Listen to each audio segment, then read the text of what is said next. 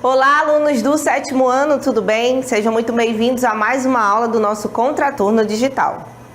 Eu sou a professora Manuela Cerejo, professora de Ciências. E bora ver qual vai ser o assunto da nossa aula? A nossa aula de número 69 tem por título Cada espécie em seu quadrado. E o objeto de conhecimento, ecossistema, níveis tróficos, produtores, consumidores e decompositores, classificações dos seres vivos nos níveis tróficos, cadeia e teia alimentar na floresta amazônica. Então, vamos para a nossa aula. Os ecossistemas se caracterizam pelas interações entre os fatores bióticos e abióticos. Fatores bióticos são todos aqueles relacionados com a vida, vem de bio, e os abióticos é o sem vida, mas que estão presentes no ambiente, como o calor, a temperatura e o solo. Nesses sistemas ecológicos, os seres vivos podem se relacionar uns com os outros, de diferentes maneiras, como a gente pode observar aqui nas nossas imagens.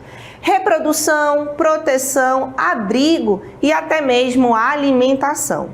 As relações que se referem à alimentação, ou seja, a obtenção de matéria e energia, são chamadas de relações alimentares e podem interferir na estrutura e na dinâmica de uma comunidade.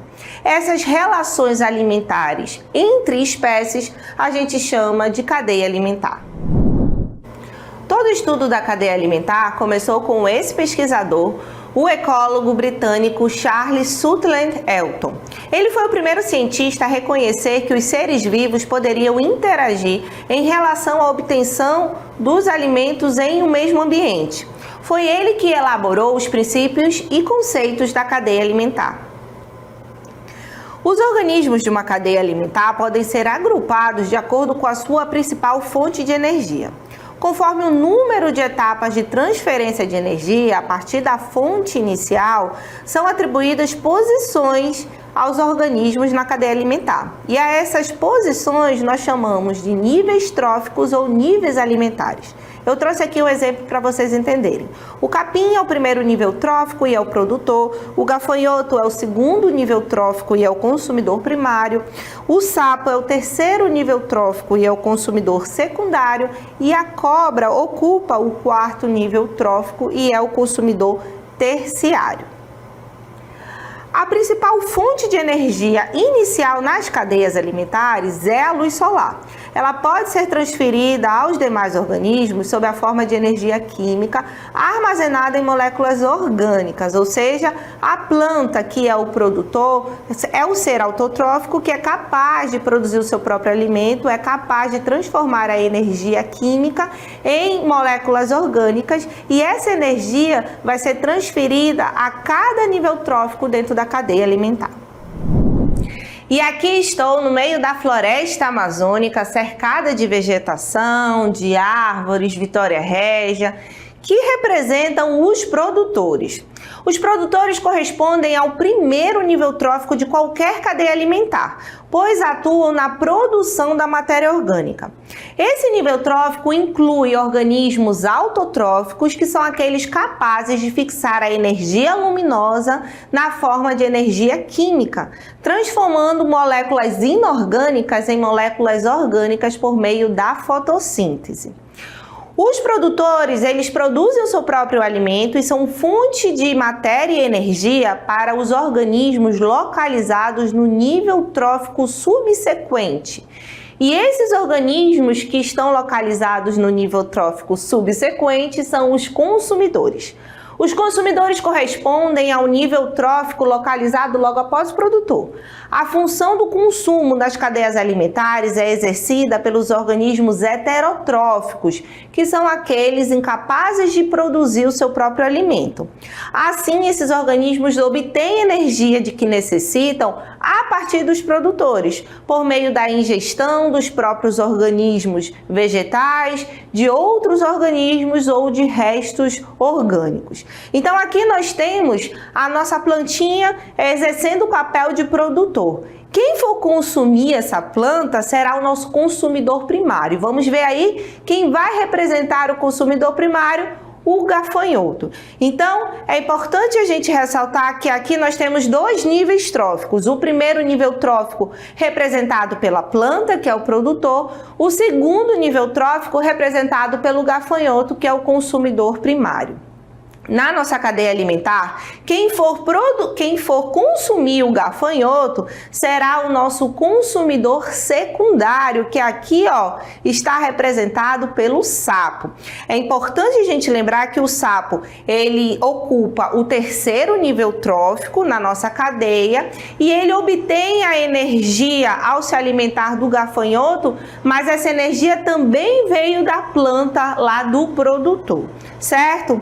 E aqui, quem for consumir o nosso sapo será o consumidor terciário. E vamos ver aí quem é que vai representar esse nível trófico na nossa cadeia: a cobra. Então percebam que aqui nós temos a cobra ocupando o quarto nível trófico na cadeia alimentar e sendo consumidor terciário, pois se alimentou do sapo.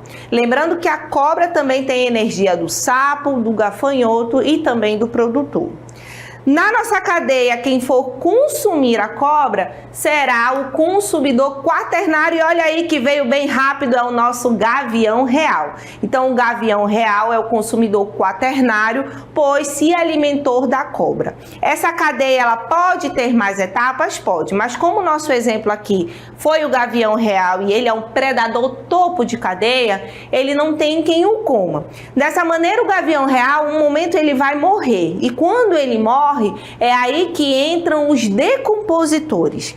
E os decompositores, eles têm função muito importante. Aqui, nós temos os decompositores sendo representados pelos fungos, orelha de pau, que é muito comum a gente enxergá-los no meio da floresta. Mas além dos fungos, nós também temos as bactérias.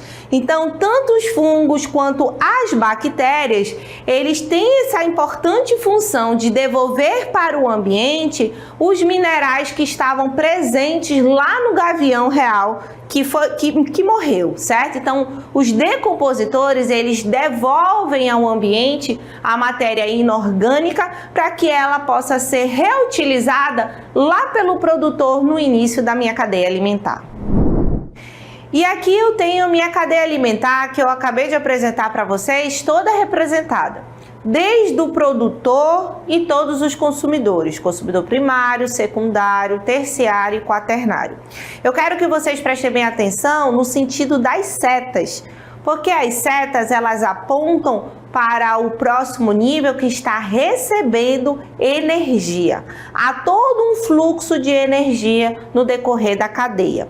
A cadeia alimentar ela pode estar interligada a outras cadeias. Ou seja, eu posso ter outros seres vivos interagindo. E quando isso acontece, eu chamo de teia alimentar.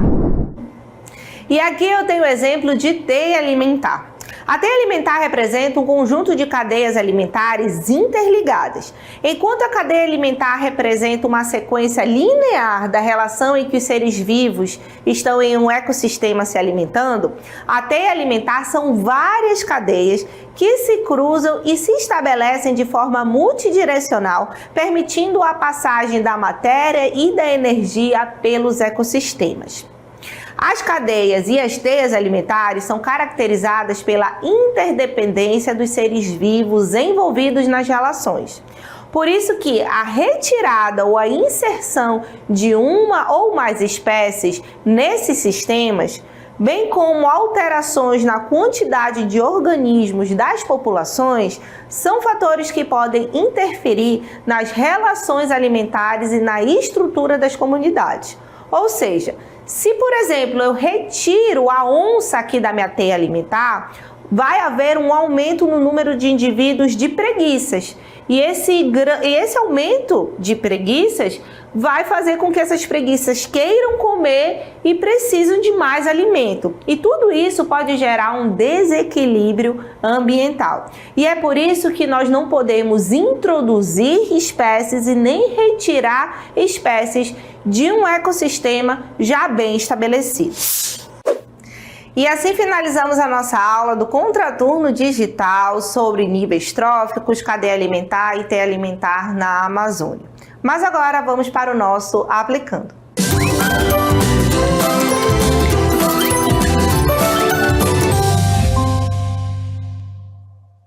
E para o nosso Aplicando, eu trouxe a seguinte questão. Na teia alimentar abaixo, a raposa ocupa quais níveis tróficos? Então vamos aí para as nossas alternativas. Letra A, produtor e consumidor primário. Letra B, consumidor primário e consumidor secundário. Letra C, consumidor secundário e consumidor terciário. Ou letra D, consumidor primário e consumidor terciário.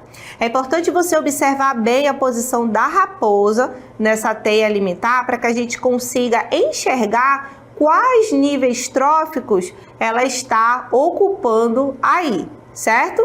Então, vamos aí para a nossa resposta. E a resposta para essa nossa questão é a letra C, consumidor secundário e consumidor terciário. Vamos então aí ver o nosso gabarito. A raposa é tanto consumidor secundário quanto terciário. É consumidor secundário, pois se alimenta do coelho, que é consumidor primário em relação à cenoura. E é consumidor terciário ao se alimentar do pássaro, que é consumidor secundário em relação ao gafanhoto. Certo, gente? Então, esse foi o nosso Aplicando. E vamos agora para as nossas considerações finais. E nas considerações finais, nós vamos relembrar alguns pontos importantes que eu apresentei para vocês na nossa aula sobre cadeia alimentar e teia alimentar. Então, no primeiro momento da aula, nós falamos sobre os níveis tróficos, que são as posições que os seres vivos ocupam dentro da cadeia, né? Então, tudo se inicia lá com o produtor, que ocupa o primeiro nível trófico. Então, o produtor, que é o ser autotrófico, ele é responsável por produzir o seu próprio, ele tem a capacidade de produzir o seu próprio alimento, né? De transformar a energia química em moléculas orgânicas.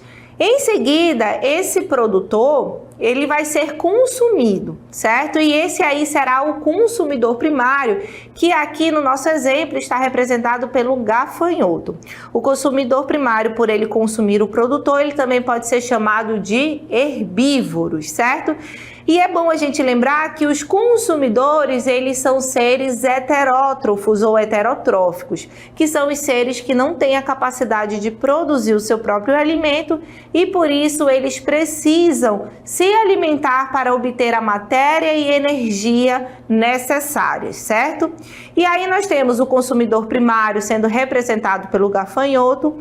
Quem irá consumir o gafanhoto será o consumidor secundário, representado pelo sapo. Quem irá consumir o sapo será o consumidor terciário, representado pela cobra. E nessa nossa cadeia alimentar, nós temos o consumidor quaternário, que vai consumir a cobra. É importante a gente lembrar que há um fluxo de energia dentro da cadeia alimentar, certo? Então, a energia sempre está indo para aquele que está se alimentando. Tá? E como essa nossa cadeia termina aqui no consumidor quaternário, por ser uma ave de rapina, por ser um gavião real, por exemplo, ele é um predador topo de cadeia, não tem quem o coma, não tem quem o prede, então ele vai morrer. E quando ele morre, entra em ação os decompositores.